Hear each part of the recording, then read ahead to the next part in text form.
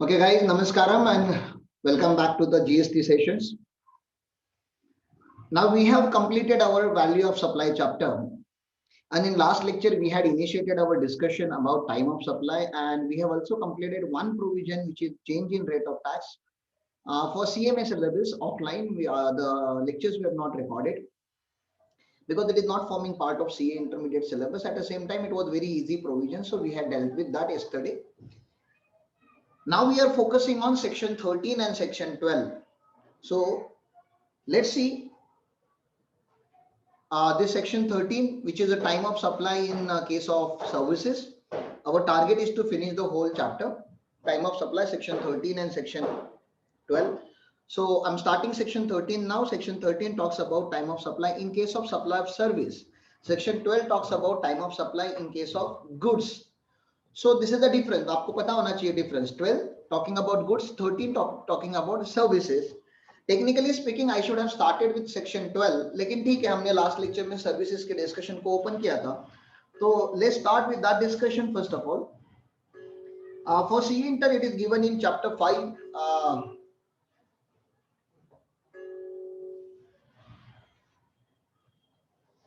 chapter 5 unit 1 time of supply. Chapter 5 unit 1, let's understand what is time of supply from the introduction para itself. GST is payable on supply of goods or services. Now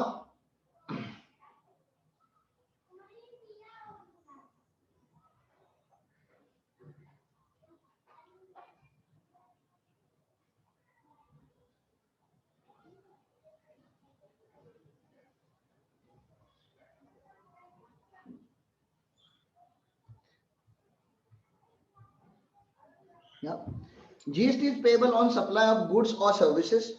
Supply consists element that can be separated in time, like purchase order, agreement, dispatch of goods, delivery of goods, provision or performance of services, entry in the records, payment, entry of payment in the record, deposits in bank. So there are various events. तो बात क्या हो रही है कि exactly कौन से event पे टैक्स लगेगा, क्योंकि दुनिया भर के तो इवेंट होते हैं, ठीक है ना. परचेस ऑर्डर दिया उस दिन टैक्स लगेगा, डिस्पैच हुआ उस दिन टैक्स लगेगा, इनवॉइस इशू हुआ उस दिन टैक्स लगेगा, अकाउंट में पेमेंट आया उस दिन टैक्स लगेगा, कि बैंक अकाउंट में क्रेडिट हुआ उस दिन टैक्स लगेगा.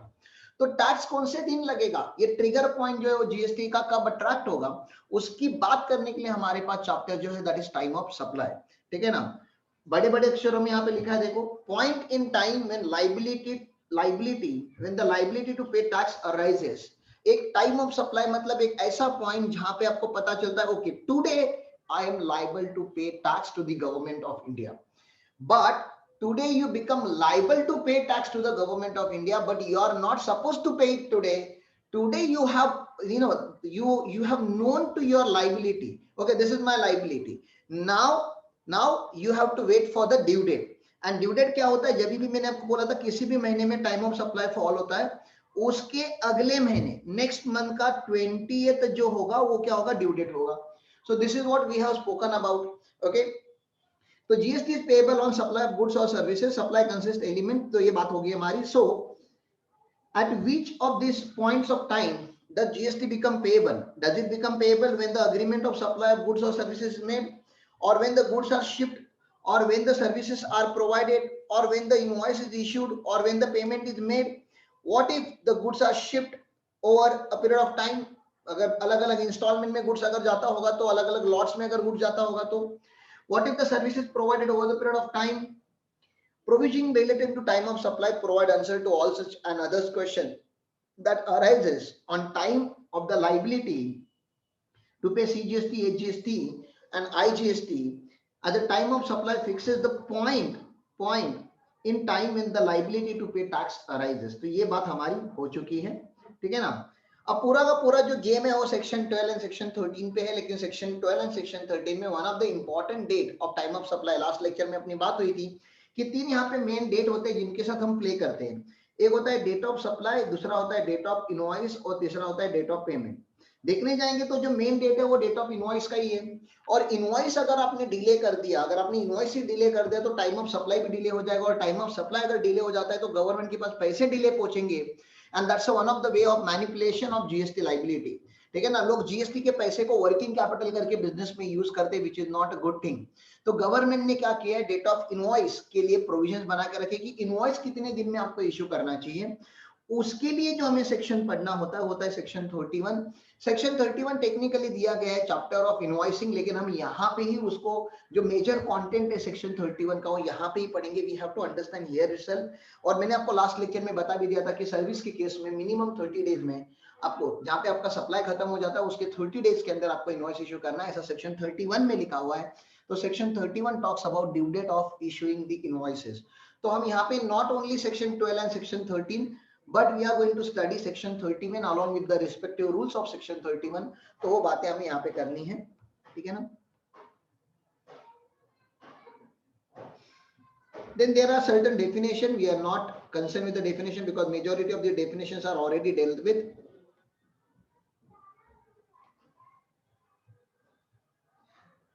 Time of supply of goods, ये आप देख सकते हो, ये गुड्स का जो प्रोविजन है वो सेक्शन 12 में दिया गया है, but we will touch upon this in a later part.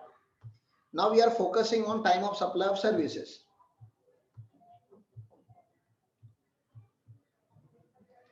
Section 13 time of supply of services, this is the bare act content, ठीक है ना। Section 13 time of supply of services, let's look at the bare act। bare act में क्या क्या लिखा है section 13 में, sub section है। कितने सब सेक्शन है, तो 1 2, ठीक है ना, सब सेक्शन देखो 3 4 5 एंड 6, इतने सारे सब सेक्शन है कहां पे, सेक्शन 13 में। वैसे ही सेक्शन 12 में भी 6 सब सेक्शन है। तो इसको हम डिजाइन कैसे करेंगे, हमारे नोट्स में कैसे लिखेंगे, how to present it in our notes. तो यहाँ पे हमारे नोट्स में देखो time of supply of services में मैंने कैसे ड्रॉ किया हुआ है।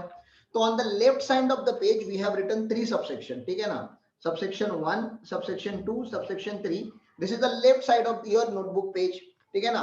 And right side of the page पे हमने क्या लिख दिया है, right side of the page पे हमने क्या कर दिया है, section 13 subsection 4, subsection 5 and subsection 6। तो आप समझ सकते हो जॉइंट पेज की वैल्यू क्या है। यहाँ पे पूरा सेक्शन हमने 2 पेजेस पे समराइज कर दिया है, पूरा time of supply of services. तो रिवीजन करने के लिए बहुत इजी हो जाता है। आप अगर स्टडी रूम वगैरह है, आपका स्टडी टेबल है, वहां पे अगर ये चार्ट बना के आप चिपका दोगे और 10 बार अगर पढ़ लोगे ये चार्ट को, तो it will registered in your brain permanently, और ये आपको बहुत ज्यादा काम का होगा।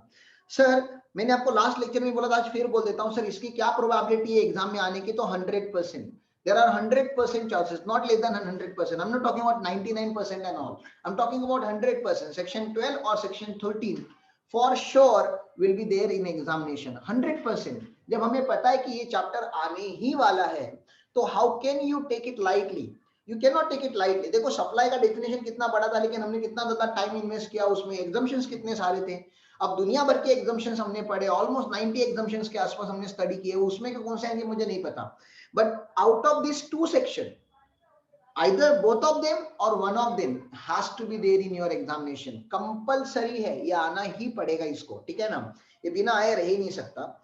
अब आगे चलते हैं, time of supply of services.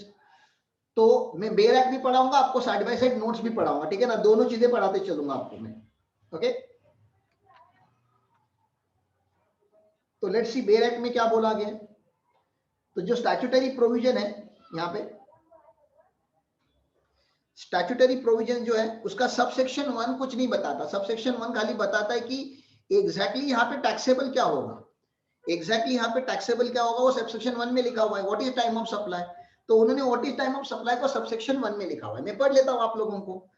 Section 13 subsection 1 talks about the liability to pay tax on services, the liability to pay tax on services shall arise at a time of supply। तो उन्होंने टाइम ऑफ सप्लाई को ही बता दिया, the liability to pay tax on services shall arise at a time of supply as determined in terms of this section। तो इस section में लिखा है, जैसे वैसे कंप्यूट करो।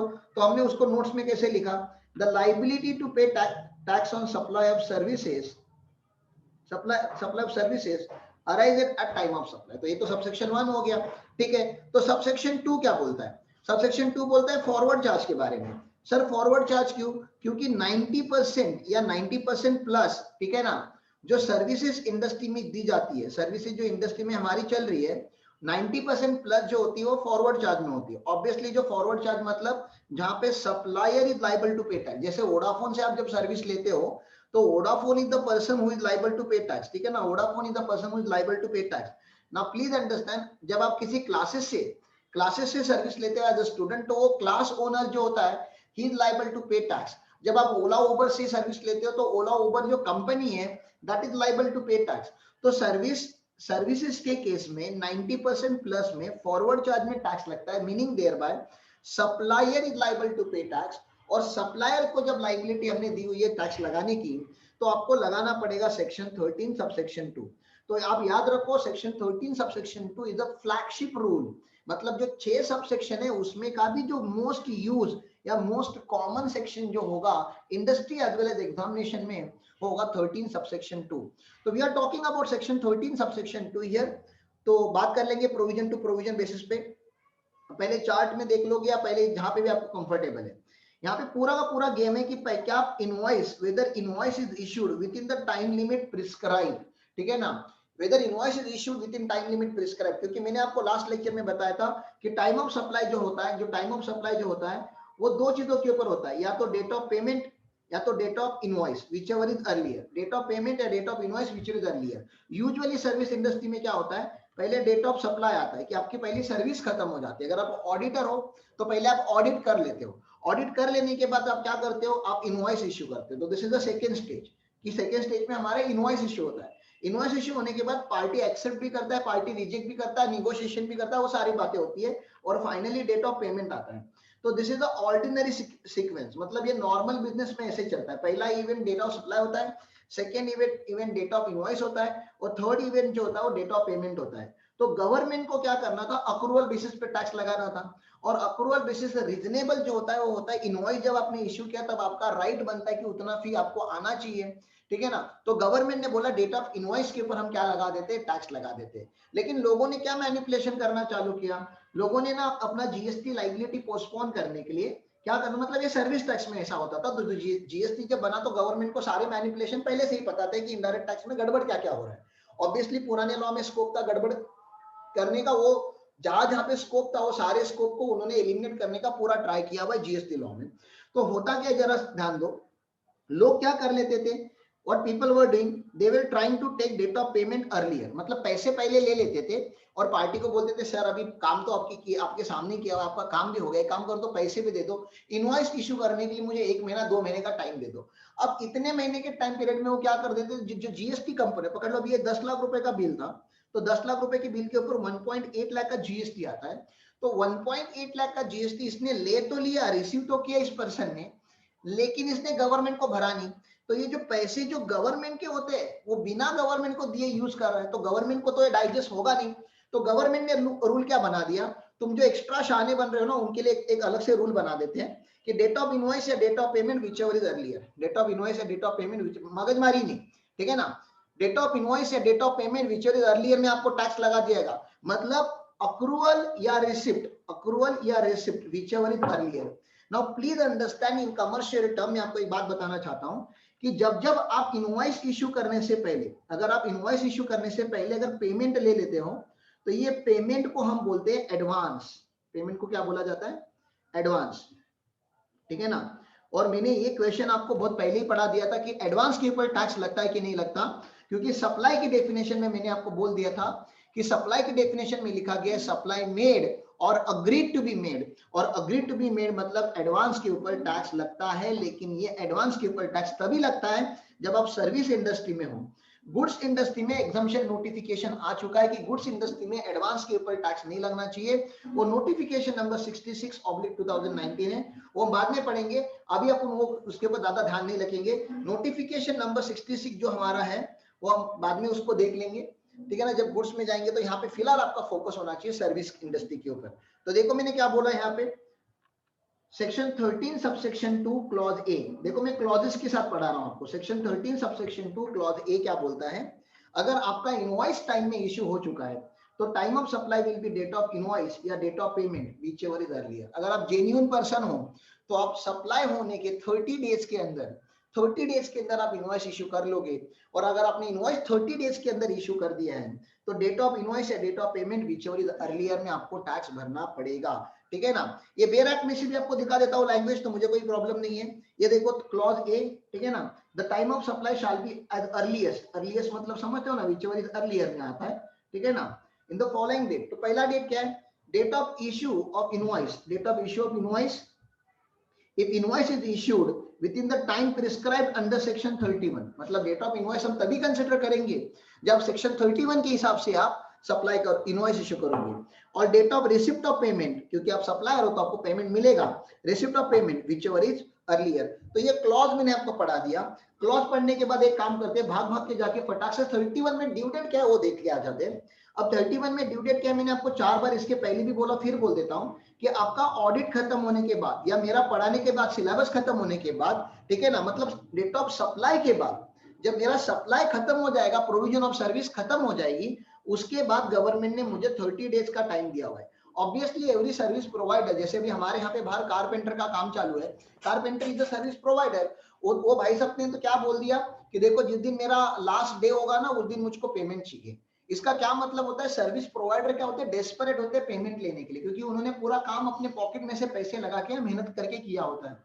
तो 30 डेज तक वेट करना ठीक है ना यार, मतलब आप काम खत्म करने के बाद कोई भी genuine service provider will issue invoice with in 30 days, करने के लिए तो 1-2 दिन में ही कर देते हैं हम, ठीक है ना, 15 दिन ले लो आप, 20 दिन ले लो, 3 दिन ले लो यार, लेकिन गवर्नमेंट ने बोला 30 डेज से ज्यादा मत लो। अगर आपने 30 डेज से ज्यादा अगर लिया डेट ऑफ इनवॉइसिंग के लिए, इसका मतलब आप के मन में कुछ तो गड़बड़ चालू है, ठीक है ना, क्योंकि आपको पता है कि आप अगर इनवॉइस इश्यू कर दोगे तो जीएसटी लग जाएगी, तो आप जानबूझ के डेलिबरेटली इंटेंशनली आप क्या कर रहे हो, इनवॉइस डिले कर रहे हो, ऐसा गवर्नमेंट का थॉट हो जाता है। और अगर इनवॉइस आपने 30 डेज में इश्यू नहीं किया तो जो टाइम ऑफ सप्लाई फॉल होता है वो होता है time of supply, date of supply और date of payment whichever is earlier. Date of supply तो बहुत पहले ही हो चुका था, क्योंकि इनवॉइस के भी पहले चला जाएगा।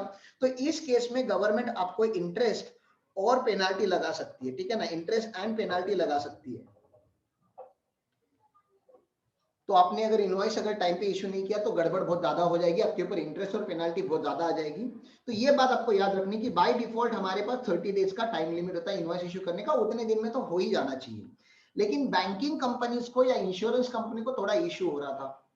Banking company and insurance company में क्या होता है, खास करके क्रेडिट कार्ड स्वैप में कैसे होता है कि क्रेडिट कार्ड के स्टेटमेंट्स टाइम पे पहुंच नहीं पाते, ठीक है ना, तो उनको 31 डेज, 32 डेज, 35 डेज ऐसा टाइम लग जाता है कभी कभी, जो उनका पार्टी है उसको इनवॉइस देते देते, क्योंकि इनवॉइसेस जो होते हैं वो सारे मंथली का जो क्या बोलते हैं मंथली स्पेंडिंग वगैरह आपकी क्रेडिट कार्ड का वो उनको समराइज करना पड़ता है।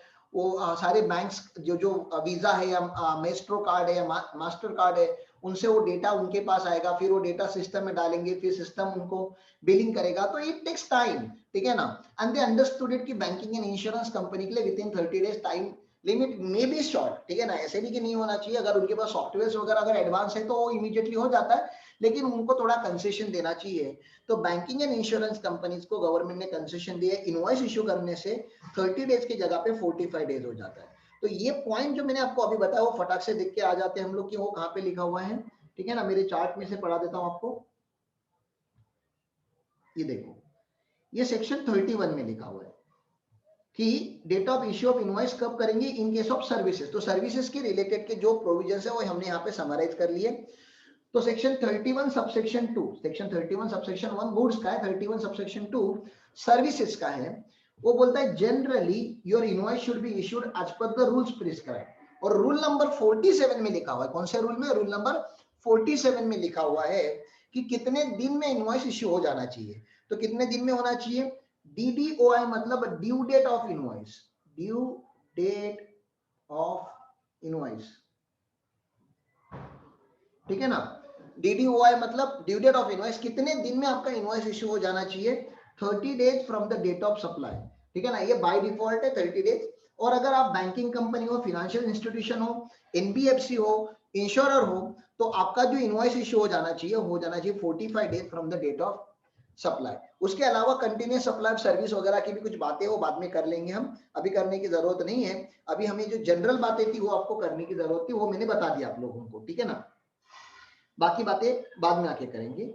ओके, तो सर 30 डेज में इनवॉइस अगर इश्यू नहीं किया तो मैंने आपको बता ही दिया, फिर डेट ऑफ इनवॉइस को इग्नोर किया जाएगा और date of completion of service को देखा जाएगा। ये देखो, अगर invoice is not issued within the prescribed time, अगर इनवॉइस अगर आप प्रिस्क्राइब्ड टाइम में इश्यू नहीं करते हो तो 13 सबसेक्शन 2 क्लॉज बी लग जाएगा। क्लॉज ए कब लगता है? क्लॉज ए तब लगता है जब आपने invoice within the time limit issue किया हुआ है।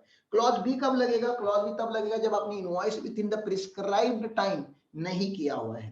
तो यहाँ पे क्या है? Date of supply, date of supply of service, ठीक है ना, या date of payment whichever is earlier, ऐसा इन्होंने यहाँ पे लॉ लिख दिया है। ठीक है, this is the bare act, आपको पता होना चाहिए।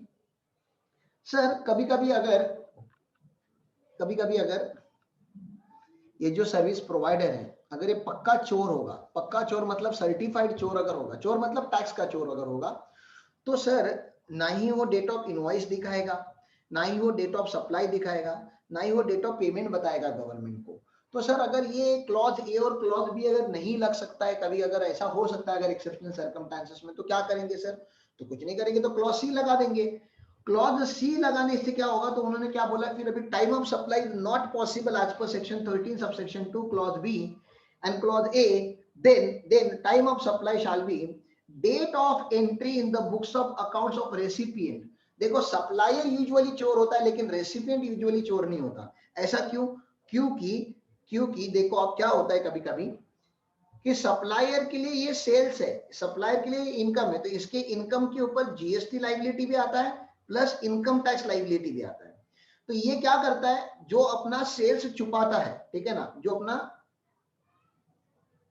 अपना सेल्स जो है, सेल्स जो छुपाता है, जो हाइड करता है, उससे वो क्या कर देता है? अपना जीएसटी लाइबिलिटी भी बचा लेता है और इनकम टैक्स लाइबिलिटी भी सेव कर लेता है। लेकिन इसके सामने वाला जो रेसिपिएंट है, इसने जिसको सर्विस दी है, उसके लिए ये एक्सपेंस है। आप समझ रहे हो ना? एक पार्टी का इनकम, सर्विस प्रोवाइडर का इनकम, तो सर्विस रिसीवर का या रेसिपिएंट का एक्सपेंस होता है। एंड यूजुअली हमारा ऐसा अजम्पशन है कि एक्सपेंस तो हर एक एंटिटी रिकॉर्ड करता है, भले वो रजिस्टर्ड पर्सन से लेवे या अनरजिस्टर्ड पर्सन से लेवे, चोर से ले या नॉर्मल लोगों से ले, कच्चा बिल हो पक्का बिल हो, एक्सपेंस तो यूजुअली इनकम टैक्स के लिए हर एक एंटिटी बुक करता है। तो बोलता है गवर्नमेंट क्या बोल रही है कि क्लॉज नंबर ए और क्लॉज नंबर बी, ठीक है ना, ये दोनों के दोनों क्लॉजेस सर्विस प्रोवाइडर के बुक में लगते हैं। और अगर सर्विस प्रोवाइडर, अगर सप्लायर ने अपने बुक्स ऑफ अकाउंट्स को ही मैनिपुलेट किया या एग्जिस्ट ही नहीं करते बुक्स ऑफ अकाउंट्स, पक्का चोर है, तो इसके बुक्स ऑफ अकाउंट्स के ऊपर तो भरोसा रख ही नहीं सकते। तो आपको कहां पे जाना चाहिए? रेसिपिएंट के बुक्स ऑफ अकाउंट में जाना चाहिए और इन्वेस्टिगेशन करने के बाद पता ही चल जाएगा कि उन्होंने कौन से दिन पे ये सर्विस लिया था। जिस दिन पे उन्होंने एंट्री की थी अपने बुक्स ऑफ अकाउंट में, उस दिन पे आप क्या मान लो? टाइम ऑफ सप्लाई मान लो, और उस दिन से इसको टैक्स लगाना चालू कर दो। अगर टाइम ऑफ सप्लाई भी अपना मंथ चल रहा है नवंबर, अगर time of supply June fall होता है तो जून की लाइबिलिटी जुलाई में पे होनी चाहिए थी, और जुलाई में आपने भरी नहीं, तो जुलाई, अगस्त, सितंबर, अक्टूबर, नवंबर, इन महीनों का इंटरेस्ट लगेगा, साथ ही साथ आपको पेनाल्टीज भी लग सकती है।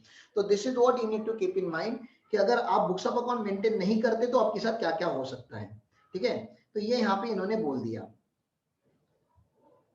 सर अभी मैंने आपको क्या पढ़ाया कि जीएसटी में एडवांस के ऊपर भी टैक्स लगता है, तो ये नोट मैंने हैशटैग यहाँ पे डाल दिया, this is very important hashtag, GST is applicable in advances. तो बाय डिफॉल्ट अगर आप एडवांस पेमेंट लेते हो, जैसे एक एग्जांपल देता हूं, आपको पता है मुंबई में अगर आपको शादी वगैरह करनी होगी तो मुहूर्त देख के शादी नहीं होती हमारे यहाँ पे हॉल की अवेलेबिलिटी देख के शादी होती है कि हॉल कौन से दिन फ्री है।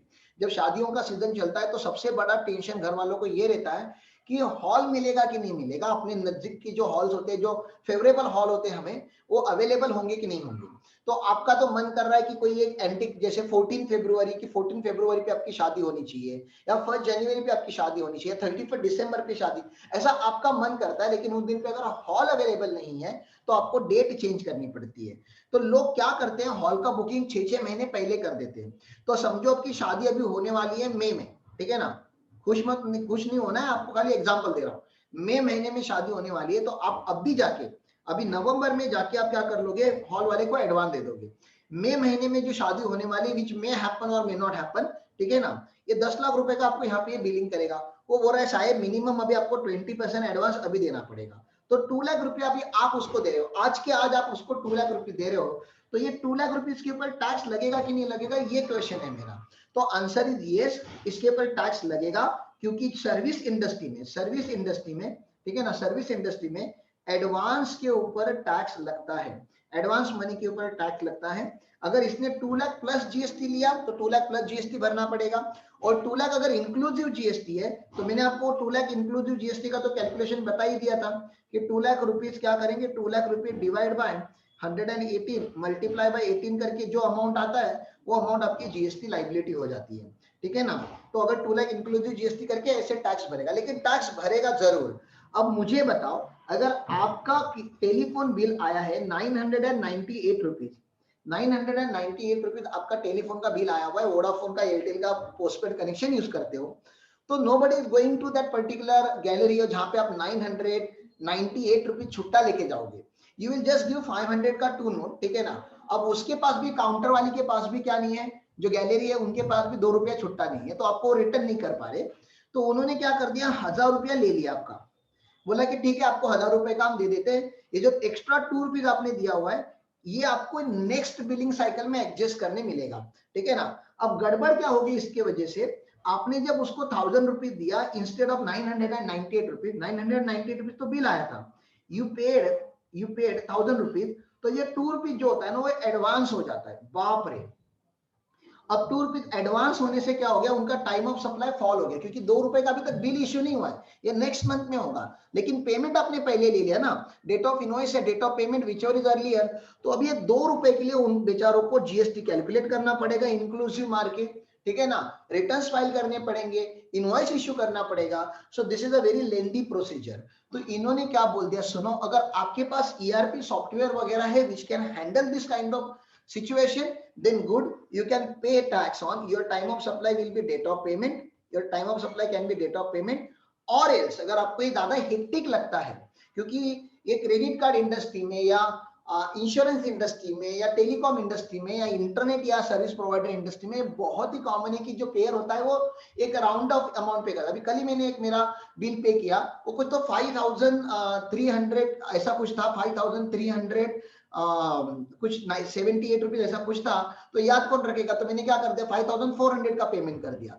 अब 20-22 रुपए का एक्स्ट्रा पेमेंट कर दिया, अब 20-22 रुपए का आप एक्स्ट्रा पेमेंट कर दोगे तो एडवांस हो गया, अब एडवांस हो गया तो उनको नया बिल इश्यू करना पड़ेगा, उसके ऊपर रिवर्स कैलकुलेशन और बैक कैलकुलेशन करके उनको टैक्स भरना पड़ेगा, तो इतना सारा मगजमारी अगर उनको नहीं करना है तो गवर्नमेंट ने उनको ऑप्शन दे दिया कि ठीक है ये 2 रुपया कहीं भागने नहीं वाला, अगले महीने में नेक्स्ट मंथ में आप इसका इनवॉइस तो ऐसे भी इशू करने वाले थे, तो नेक्स्ट बिलिंग साइकिल में इसको आप जीएसटी लायबिलिटी में कंसीडर करके आप पे कर सकते हो। तो ये चॉइस अभी गवर्नमेंट ने जो इंडस्ट्री है उनके पास दे दिया, तो इनको हम स्मॉल एडवांस बोलते हैं, क्या बोलते हैं, स्मॉल एडवांस। बड़े बड़े एडवांसेस के ऊपर आपको टैक्स भरना ही पड़ेगा, लेकिन अगर आपका एडवांस अमाउंट 1000 रुपीज से छोटा है तो आपको अभी टैक्स भरने की जरूरत नहीं, आपके पास ऑप्शन है। However on small advances up to ₹1000 a supplier has an option, mandatory नहीं है, a supplier has an option to take time of supply as a date of invoice, by default advance के ऊपर time of supply is equal to date of payment होता है, ठीक है ना, usually advance के ऊपर time of supply date of payment होता है, एक्सेप्शनली यहाँ पे इसको ऑप्शन दिया गया है कि भैया आप time of supply date of invoice भी ले सकते हो, आपके पास चॉइस है, तो ये चॉइस उन्होंने यहाँ पे दे दी। सर यहाँ पे डेट ऑफ पेमेंट का रेफरेंस 2 बार आया, सर ये डेट ऑफ पेमेंट मतलब कौन सा डेट एग्जैक्टली, अब क्या होता है, आज मैं अगर चेक लेकर आता हूं तो आज मैं अपने बुक्स ऑफ अकाउंट में एंट्री पास कर देता हूं, लेकिन बैंक में क्लियर होने के लिए उसको 3 दिन लग जाते हैं, तो आप बता रहे हो डेट ऑफ पेमेंट या date of invoice which is earlier, लेकिन डेट ऑफ पेमेंट के भी तो वेरिएशंस है यहाँ पे, तो अगर डेट ऑफ पेमेंट के वेरिएशंस है, उन्होंने ये बोला अगर आप कंफ्यूज हो कि कौन से दिन का आपको पेमेंट लेना है, तो उन्होंने बोला डेट ऑफ पेमेंट को मान लेते हैं entry in the books of accounts या entry in the books of account या credited to bank account, entry in the books of account या credited to bank account whichever is earlier. इतना मैंने पढ़ा दिया, इतना प्लीज पढ़ लो, मेरा लेक्चर अभी टाइम आउट होने आया हुआ है, नेक्स्ट लेक्चर अपना चालू होगा 11:50 को मिलते हैं, 11:50।